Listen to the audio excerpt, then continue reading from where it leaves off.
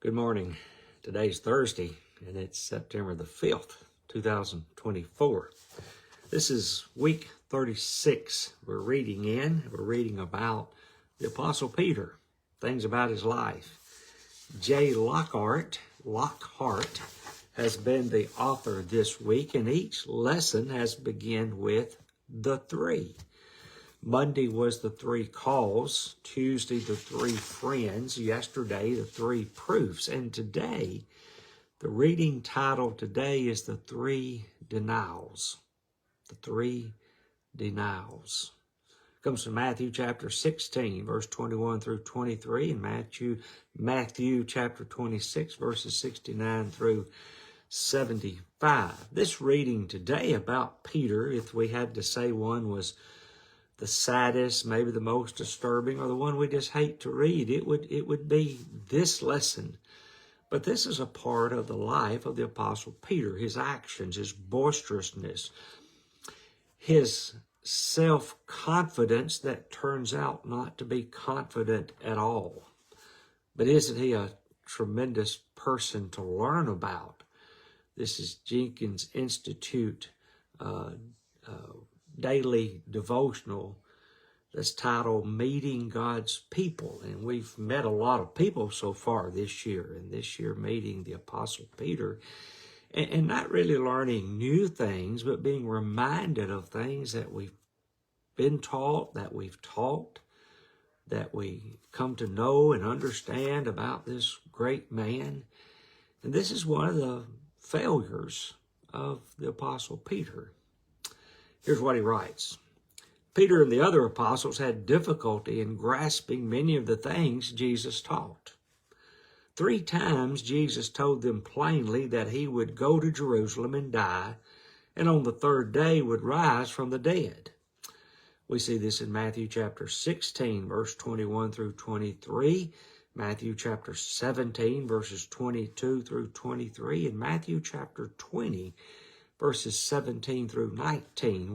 We're getting past that middle mark of his 3-year ministry with these disciples, these apostles, and getting toward the end of Jesus' life. And 3 times pretty quickly, I don't know how much time has transpired between Matthew 16, 17, and 20, but it's not a great deal of time. And 3 times Jesus tries to tell them that he'd go to Jerusalem, he'd die, and on the third day he'd rise from the dead. However, they didn't understand what he was telling them. In the first of these instructions, Peter responded by saying, "Far be it from you, Lord, this shall not happen to you." And that's when Jesus said to Peter, "Get behind me, Satan." This may seem harsh, but Jesus wanted Peter to know that unless he died and was raised, the purposes of Satan, not God, would be served. Throughout the ministry of Jesus, Peter had difficulty understanding why Jesus had come into the world. His Christ-given name was Peter, meaning rock. But often Peter was more like the shifting, drifting sand than a rock. We see that here. Near the end of his ministry, Jesus warned Peter that Satan would shift him as wheat. But Peter blurted out, "Lord, I'm ready to go with you, both to prison and to death." It was then that Jesus said, "I tell you, Peter, the rooster shall not crow this day before you will deny me 3 times that you know me." Luke chapter 22, verses 31 through 34. He says, "Peter, you're going to deny me 3 times and you're going to hear a rooster crow." That's how we might say it. After Jesus was arrested, Peter stood in the courtyard of the high priest who conducted the first phase of Jesus' trial. A servant girl said to Peter, "You were with Jesus." And Peter denied it, and soon another girl saw Peter and said, "This fellow was with Jesus." And Peter denied it. Others came to Peter and said, "Why, you're one of them. your speech betrays you or your speech gives you away.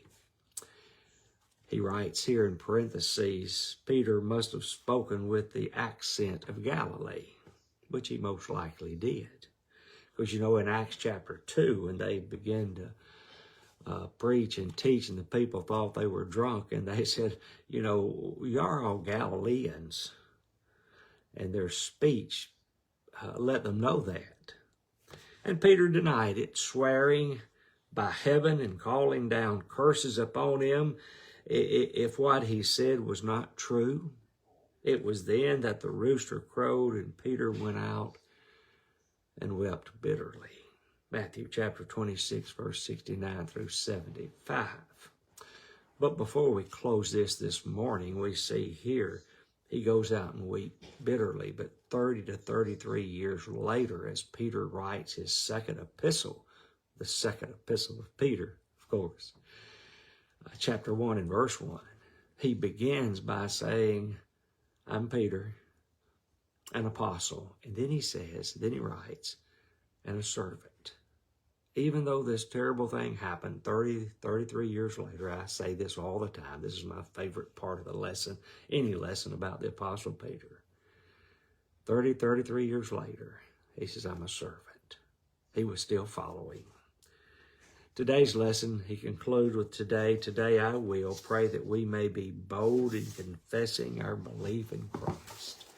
And if we fail, let's make sure that way down the road, while we're still alive, that we remain a servant. Falling is hard. Falling hurts. Falling hurts other people sometimes. But that doesn't mean we're cast out and gone. The Apostle Peter made a terrible mistake here, didn't he? But yet he remained a servant to our knowledge the rest of his life. Hope you have a good Thursday. It's cloudy and overcast. It may rain. They're saying rain tomorrow. And we see what's coming later and change in the season. And we get a little bit of taste of it right now. But hope you have a good day. Remember to pray for those who are having a difficult time. Regina Painter is having some tests run today, maybe already this morning. But remember her in your prayers. She's a sweet lady. I went to Maywood Camp with her and her children years ago. Good people. Remember Regina. Get my head straight here. Natalie Allred and Tommy McCorkle, Mike Threed and Buddy Summers and his family, and my brother Charlie and his wife Jeannie, and Barbara Dillon. She's just hanging on still, defying hospice care, and just will not release. But God will take her when it's time to take her. But pray for this good family. Remember Tommy McCorkle and Natalie Allred and Lana Donaldson and Ruth Tidwell and Gary Penley. And there's just so many, many more. But thank God for the good things in our life. And thank God that when we fall, we can get up and keep trucking on and serving Jesus. Hope you have a good day. Hope you have a blessed day and a safe day. But more than anything, I hope and pray you have a faithful day. Remember Miss Pat Chandler. She's going through treatments this week, and I think maybe next week as well. Remember D.D. Actually, boy, he looks good. He was at our breakfast yesterday, saw him at church last night, made a great comment in church last night, really did. And I didn't know who was behind me, and my hearing is so bad I can't distinguish voices. And I was thinking, boy, who made that good comment? It was D.D. Actually, and he's looking better. He's looking, this medicine's working. Continue to remember him and so many others. Let me say this morning. Pray for preachers. Pray for your preacher. Love him and support him and pray for him.